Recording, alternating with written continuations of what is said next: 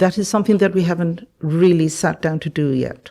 And this is going to be presumably be done by a group of people who will take on board the requests of people who are wanting to use Bridge House, and we shall see whether it is something that we can help them with.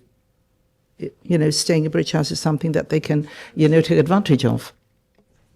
And Madam Speaker, would the Honourable Minister clarify who she envisages this group of people to be? The committee of the charity, a specific board?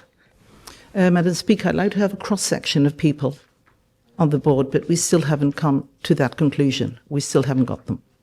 Madam Speaker, when the Honourable lady says we, who specifically is we? Who's deciding on the decisions that are being made by Bridge House? Is this the charity board, the housing department? Who is running the decisions being made in relation to Bridge House?